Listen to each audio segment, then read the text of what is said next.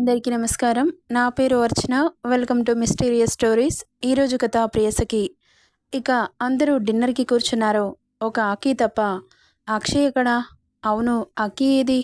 నేనెళ్ళి చూసొస్తాను. మీరు తినండి అంటూ వెళ్తుంటే, మమ్మీ నువ్వుండు, నేను వెళ్ళి చూసొస్తాను అంటూ హర్షిత్ వెళితే అలాగే చూస్తూ ఉంది ఆరు. ఇటు కరణ్ ఏదో ఉంది, ఆ అమ్మాయికి ఏదో జరిగింది అని అనుకుంటూ ఉండగా, ఏమిది కరణ్ తిను అనగానే ఆలోచనలో ఉన్న కరణ్ అంజుని చూసి చిన్నగా నవ్వి తినడం స్టార్ట్ చేశాడు. ఏంటి తేడాగా అనిపిస్తోంది? అక్షయ్ మీద డౌట్ వచ్చిందా అనుకుంటూ ఉంది. ఎదురుగా కూర్చున్న ఆరు కాల్లో సీరియస్గా మాట్లాడుతున్న అక్షయ్ని చూసి హర్షిత్ కాల్ మాట్లాడే వరకు వెయిట్ చేసి కాల్ కట్ చేసి ఇటువైపు తిరగగానే హర్షిత్ని చూసి, బావా నువ్వేంటిక్కడ? నేను కాదు, నువ్వేంటి తినకుండా ఇక్కడేం చేస్తున్నావు? అర్జెంటు కాల్ వస్తే మాట్లాడుతున్నాను. ఈ టైంలో ఎవరు? హాస్పిటల్ నుండి కాల్ వచ్చింది బావా. ఏంటంటే మా హాస్పిటల్ డీన్ ఇండియా వదిలి పారిపోయాడంట. తమరి ట్రీట్మెంట్ వల్ల తెలివైనవాడు ఇక్కడే ఉంటే చస్తాడని భయపడి పారిపోయినట్లున్నాడు.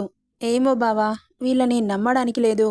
ఏ టైంలో ఏం ప్రళయం వస్తుందో అని భయం వేస్తోంది. అదంతా నాకు వదిలేసేయ్. Don't worry. పద, మామ్ వాళ్ళు పిలుస్తున్నారు, డిన్నర్ చేద్దాం. నాకు ఆకలిగా లేదు బావా. అక్కి ఏమైంది నీకు?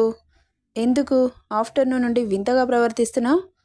మాలో కలవట్లేదు, సరిగ్గా మాట్లాడట్లేదు. అసలేమైంది నీకు?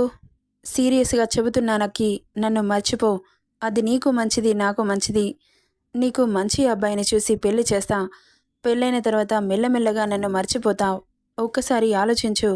అది సరే కాని బావా, నేను వదులుకుంది నువ్వు హ్యాపీగా ఉండాలని కదా. నువ్వెందుకు అక్కని పెళ్లి చేసుకోను అని అంటున్నావు? నువ్విలా బాధపడితే నేను హ్యాపీగా ఉండనా?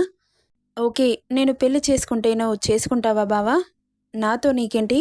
నువ్వు హ్యాపీగా ఉండడమే కావాలి అన్నాడు హర్షిత్. నేను హ్యాపీగానే ఉంటాను. మరి అక్క నువ్వు పెళ్లి చేసుకోకుండా లైఫ్ లాంగ్ ఉంచుకుంటాను అంటే హ్యాపీగా ఉంటుందా? తనకి పెళ్లి చేసుకొని పిల్లలతో హ్యాపీగా ఉండాలని ఉండదా? నీకు తెలీదు బావా. ఏ ఆడపిల్లకైనా పెళ్లి చేసుకొని హ్యాపీగా భర్తతో పిల్లలతో లైఫ్ని లీడ్ చేయాలని అనుకుంటుంది. నువ్విలా పెళ్లి చేసుకోకుండా తనని లైఫ్ లాంగ్ ఉంచుకుంటాను అంటే ఎంత ప్రేమగా చూసుకున్న ఆ ప్రేమకి అర్థం ఉండదు. ప్లీజ్ అర్థం చేసుకో బావా. నేను పెళ్లి చేసుకొని హ్యాపీగా వెళ్ళిపోతే నీకు ఓకే కదా అంటున్న అక్షయ్ని అలాగే చూస్తూ, నువ్వైతే పెళ్లి చేసుకో, తర్వాత నా పెళ్లి గురించి ఆలోచిస్తాను కానీ అంటూ అక్కడి నుండి వెళ్తుంటే ఆమె మనసు శాశ్వతంగా ఎవరో కోసి తీసుకెళ్లినట్లు అనిపించింది. ఆ క్షణం ఆమెకు తెలియకుండానే బావా అనింది భావోద్వేగంతో. ఒక్కసారిగా వెనక్కి తిరిగి చూశాడు హర్షిత్. నిన్ను లైఫ్లో ఏది అడగను. నాకు ఒక చిన్న కోరిక ఉంది, ఇంకెప్పుడు అడగను. మైండ్లో నుండి నిన్ను తీసేస్తాను. ఆ కోరికని నెరవేరుస్తావా బావా? ఏంటో చెప్పు అకి, తప్పకుండా నెరవేరుస్తాను. చెప్పిన తర్వాత కాదనవు కదా? అస్సలు కాదనను.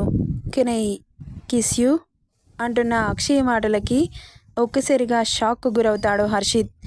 ఏం మాట్లాడుతున్నావకి? కిస్ ఏంటి? ఆరుకి తప్ప ఎవరికి ఇవ్వలేను.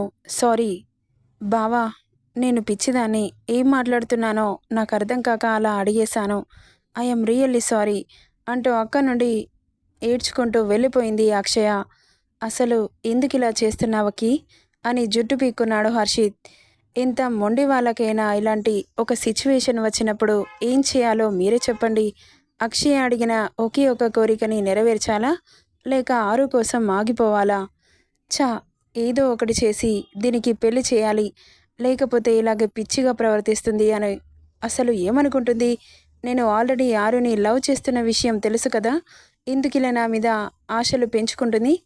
అక్కీ అని కోపంగా ఫ్లవర్ వాస్ తీసి నేలకేసి గట్టిగా కొట్టగానే అది ముక్కలు ముక్కలుగా పగిలిపోయింది. పక్కన గ్లాస్ టేబుల్కి గట్టిగా ఒక పంచ్ ఇవ్వగానే అది కూడా బ్రేక్ అయ్యి ఆ గ్లాస్ పీసెస్ చేతికి గుచ్చి బ్లడ్ బొట్లు బొట్లు రాలి కింద పడుతున్న కోపం కంట్రోల్ అవ్వలేదు హర్షిత్కి. కళ్ళు ఎర్రగా మారాయి. ఎంత కంట్రోల్ చేసుకుందామన్న బీపీ పీక్సుకుపోయింది. చేతిలో ఉన్న గ్లాస్ని గట్టిగా పట్టుకొని ప్రెస్ చేస్తున్నాడు. బ్లడ్ దారగా పోతుంది. ఒక్కసారిగా సార్ అన్న పిలుపుకి తేరుకొని వెనక్కి తిరిగి చూశాడు. ఏమైంది అని పరుగున వచ్చి చేతిని పట్టుకొని కంగారుగా అడుగుతూ ఉంది. ఆరుకి కంట్లో నుండి తెలియకుండానే కన్నీళ్లు కారి అతడి చేతి మీద పడుతున్నాయి. అక్షయ కిస్ అన్న పదం దగ్గరే అతడి బ్రెయిన్ స్ట్రక్ అయిపోయింది. తన దుపట్టా తీసి చేతిలో ఉన్న గ్లాస్ పీసెస్ని మెల్లగా తీసేసి బ్లడ్ కారుతుంటే తన చున్నీని కట్టేసింది ఆరు. అయినా ఆగట్లేదు. పట్టుకున్న చేతిని విసిరికొట్టాడు. కోపంలో పక్కన పడింది ఆరు. ఆ అంటూ అరుస్తున్నాడు. ఒక్కసారిగా బ్రెయిన్ అంతా మొద్దుబారిపోయింది ఆరుకి. హర్షిత్ని అలా చూడగానే ఏమైంది సార్ అని అడుగుతున్నా ఈ లోకంలో లేడు. తను అలా బిహేవ్ చేస్తుంటే భయం వేసి వెనక నుండి గట్టిగా హత్తుకుంది ఆరు. ఆమె స్పర్శ తగలగానే అగ్ని మీద నీళ్లు చల్లినట్లుగా చల్లబడిపోయాడు హర్షిత్. ఫోర్సుగా ఆమెను ముందుకు తెచ్చుకొని అలాగే చూస్తూ ఫస్ట్ టైం హర్షిత్ కళ్ళల్లో వాటర్ని చూసిన ఆరు కంగారుగా అతని కన్నీళ్లు తుడుస్తూ ఏమైంది, ఎందుకు ఇలా చేస్తున్నారు అని భయం భయంగా అడుగుతున్న ఆమె ఊపిరి బయటకు రాలేదు. గాఢమైన ముద్దుని ప్రాణవాయువుగా తీసుకుంటున్నాడు. అతను ఎందుకలా ప్రవర్తిస్తున్నాడో అర్థం కాలేదు. కానీ ఇప్పుడు తనకి ముద్దు అవసరమనిపించి సహకరించింది. ఎంత హార్డ్గా ఇస్తున్న నొప్పిని పంటి బిగువన భరిస్తుందే కానీ ఏమనట్లేదు ఆరు. ఆమె పెదవి చిట్లి బ్లడ్ వస్తున్న కాన్షియస్లో లేడు హర్షిత్. అయినా బొమ్మలాగా నిలబడింది. అతని కోపమంతా పోవాలని, కానీ ఎందుకంత ఉద్వేగానికి లోనయ్యాడో అర్థం కాలేదు. అతన్ని శాంతిపరచాలన్న ఆలోచన మాత్రమే ఉంది ఆమె మనసులో. ప్రేమిస్తే ప్రాణాలిస్తాడు, ఆ ప్రేమ కోసం ప్రాణాలైనా తీస్తాడు. కానీ నా అనుకున్న వాళ్ళని ఇబ్బంది పెడతాడు అని అర్థమయ్యే నేను తన ప్రాణం కాబట్టి ఎవరి మీద కోపాన్ని నా మీద తీర్చుకుంటున్నాడు. యాజ్ ఏ కాబోయే భార్యగా అతని కోపాన్ని, ద్వేషాన్ని, ప్రేమని అన్ని ఇష్టంగా భరిస్తాను. అతడు నా ఊపిరి. అతనికి ఏమైనా అయితే నాకైనట్లే కదా. పాపం తనకి ఊహ తెలియనప్పటి నుండి చాలా కష్టాలు పడ్డాడు. తన లైఫ్లో ఎంజాయ్మెంట్, సంతోషాలకి తావు లేకుండా పోయింది.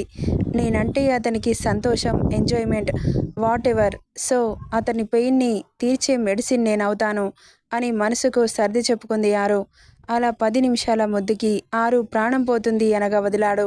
ఆమె ఫేస్ని చూసేసరికి పెదవి చిట్లి బ్లడ్ వస్తుంటే హో షట్, ఐఎమ్ ఎ బీస్ట్ అని వెనుక ఉన్న వాల్కి ఒక పంచ్ ఇచ్చి ఆమె తల నిమురుతూ ఐఎమ్ రియల్లీ సారీ బేబీ.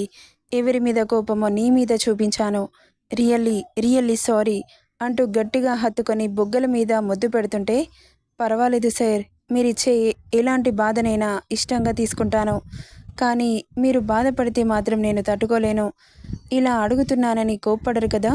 అసలేమైంది, ఎందుకు ఇలా ప్రవర్తిస్తున్నారు? మీకు చెప్పాలనిపిస్తేనే చెప్పండి అని భయం భయంగా అడుగుతుంటే ఆమెను వదిలి అలాగే చూస్తూ చెబితే ఏం చేస్తావు అన్నాడు చిన్నగా నవ్వుతూ. మీ బాధని కాస్తైనా పోగొడతానేమో. పోగొట్టడం కాదు, ఇంకా ఎక్కువ చేస్తావు. సో చెప్పను. ఓకే, మీ ఇష్టం. చెప్పకండి.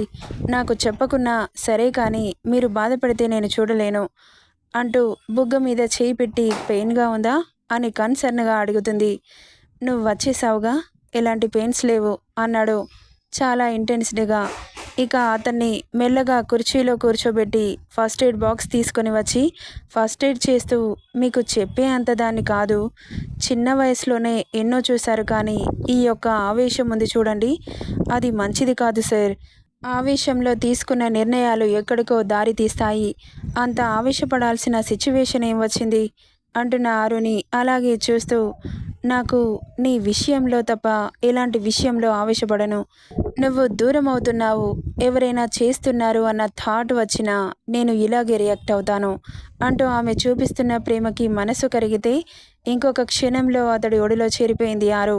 టాప్ ఫ్లోర్లో కార్నర్లో కూర్చున్నారిద్దరు. ఆకాశం మబ్బులు కమ్ముకుంది. వర్షం వచ్చే ముందు చల్లటి గాలి ఇద్దరి తనువులను తాకుతుంటే ఒక్కసారిగా పులకించిపోయాయి. ఒక్కో చినుకు ఇద్దరి మీద పడుతుంటే ఆ అనుభూతి మాటల్లో చెప్పలేకుండా ఉంది. మైమరుపుగా కళ్ళు మూసుకున్నారు. తలని అలాగే వెనక్కి అతని గుండెల మీద వాల్చింది ఆరు.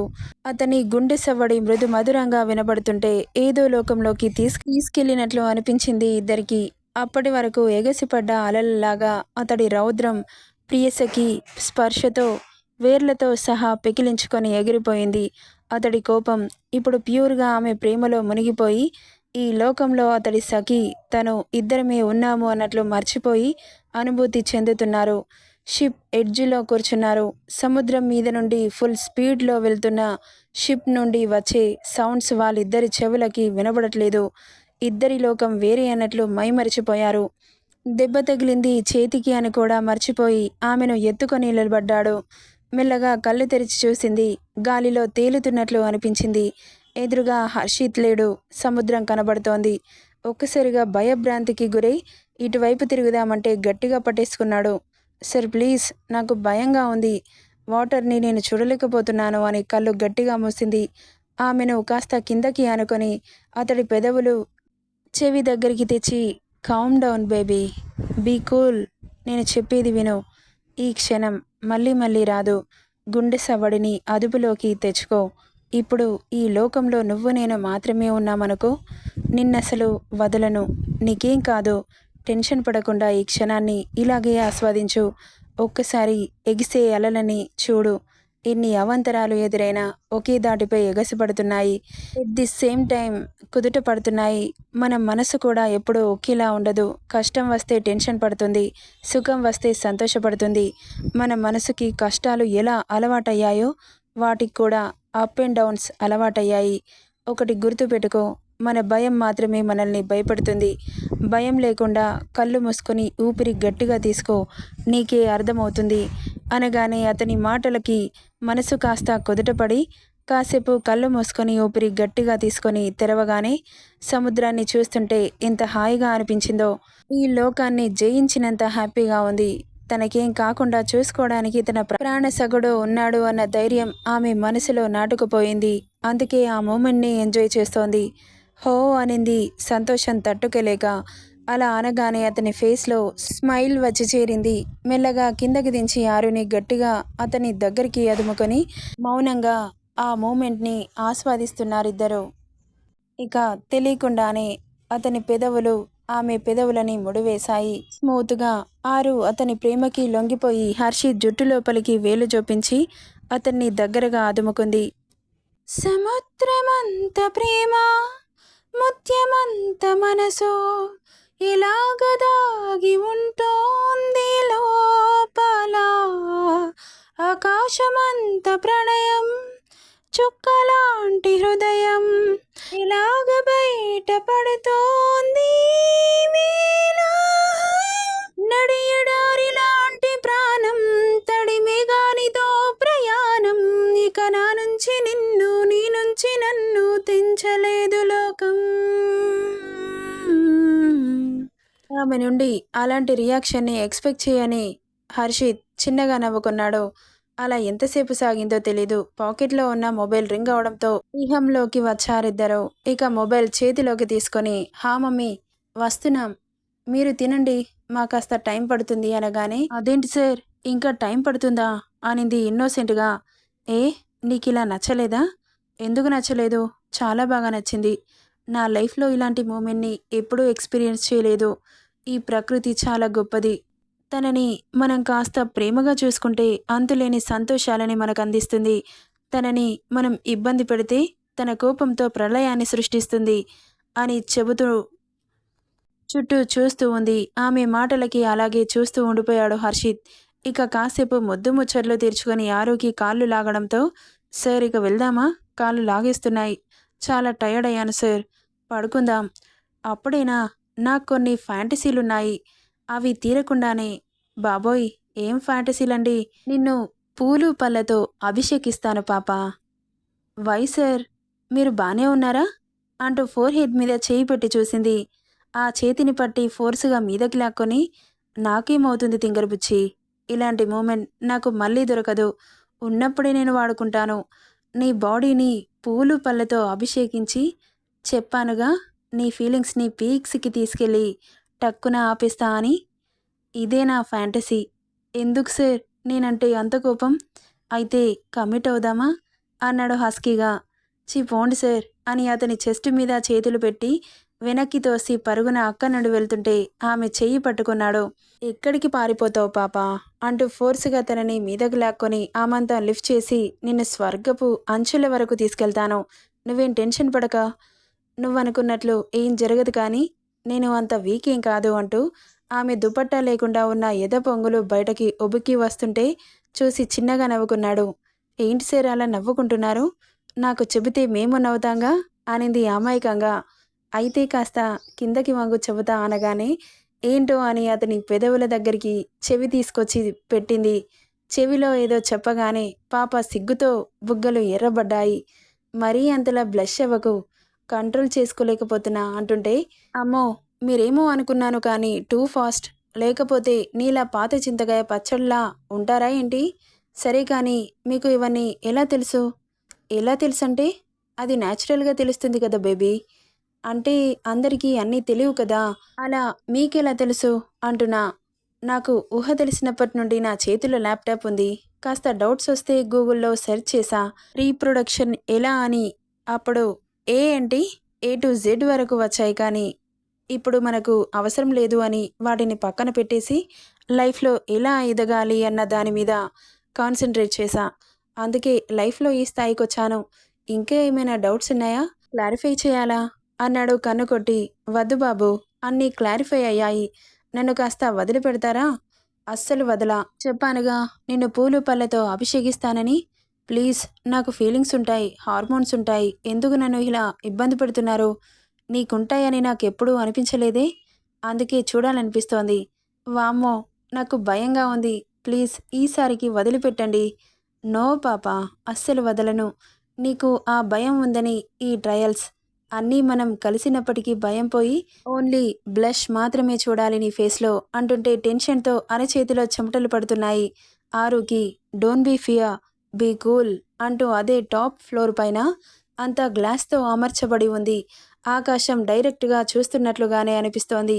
ఆమెను డ్రెస్సింగ్ రూమ్లో దించి డ్రెస్ వేర్ చేసి రా బేబీ అని చెప్పి వెళ్ళిపోయాడు. ఆ రూమ్లో ఉన్న డ్రెస్ని చూసి షాక్ అయింది. ట్రాన్స్పరెంట్గా ఉంది రెడ్ కలర్ చీర, బ్లాక్ కలర్ స్లీవ్లెస్ బ్లౌజ్. దాన్ని చూడగానే షివరింగ్ స్టార్ట్ అయింది. ఏం చేస్తాడో అని. కానీ అతని మీద నమ్మకం కూడా ఉంది, మాట మీద నిలబడే వ్యక్తి అని. ఇక 15 మినిట్స్కి బయటకు వచ్చిన ఆరుని చూసి ఒక్కసారిగా కళ్ళు చెదిరిపోయి స్టాచ్యూలా నిలబడిపోయాడు. రతీదేవిలా కనిపిస్తోంది అతడి కళ్ళకి. ఇబ్బందిగా చీరని కవర్ చేసుకుంటుంటే మెల్లగా ఆమెను చేరి అమంతం లిఫ్ట్ చేసి శుతిమెత్తనైన పూల పాన్పు మీద చేర్చాడు హర్షిత్. ఒక్కసారిగా ఆరు గుండె వేగం 100 క్రాస్ అయింది. పక్కన పూలు పండ్లని చూసి కన్నింగ్ స్మైల్ ఇస్తూ ఉంటే, వామ్మో ఇదేంటి ఇలా నవ్వుతున్నాడు, కన్నింగ్ స్మైల్ ఇచ్చాడు అంటే నాకు మూడిందని అర్థం అని ముడుచుకుపోతుంటే, అలా ముడిచావంటే వాయదీస్తా అనగానే అలాగే స్ట్రైట్గా పడుకుంది. హర్షిత్ ఆమె చెయ్యి దగ్గరికి వచ్చి, ఇప్పుడు నేను ఏం చేసినా సైలెంట్గా చూస్తూ ఉండాలి తప్ప కదలకూడదు. అలా కదిలితే పనిష్మెంట్ తీవ్రంగా ఉంటుంది అని చెప్పగానే గుడ్లు పెద్దవి చేసి చూస్తూ ఉంది ఆరు. ఇక మల్లెపూలు ఒక బుట్టలో, లిల్లీ పూలు ఇంకో బుట్టలో సపరేటుగా ఉన్నాయి. వాటిని చూసి ఆరుని చూశాడు. కళ్ళు మూసుకొని టెన్షన్గా కనిపించింది. ఆమె వేసుకున్న చీర చెంగు అతడికి అడ్డుగా కనిపిస్తుంటే నొసలు ముడేసి చూస్తూ చీర చెంగును అతని పెదవులతో పట్టి మెల్లగా రిమూవ్ చేశాడు. ఒక్కసారిగా ఆరు గుండె ఆగినంత పనైంది. గుండె సవ్వడి అతనికి వినిపిస్తుంటే కామ్ డౌన్ బేబీ అంటూ వెన్నునిమిరాడు. ఆమెకు శ్వాస భారమైంది. ఉచ్ఛ్వాస నిశ్వాసల వల్ల ఎదభాగం బ్లౌజ్ నుండి ఊరిస్తుంటే, మీ ఆడవాళ్ళు మా మగాళ్ళని ఇలాగే మీ కొంగుకి కట్టుకుంటారు కదా అన్నాడు ఆమె చెవి దగ్గరికి వచ్చి హస్కీగా. ఒక్కసారిగా గుడ్లు పెద్దవి చేసి చూస్తోంది. అతని నోటి నుండి అలాంటి మాటలు వింటున్న ఆరు, ఇలా మీ అందాన్ని చూపించి జీవితాంతం మీ వెనకాల తిప్పుకునేలా చేస్తారు అన్నాడు. నెక్స్ట్ పార్ట్లో ఏం జరుగుతుందో చూద్దాం. ఈ స్టోరీ ఎలా ఉందో కామెంట్ చేయండి guys. Thank you for listening.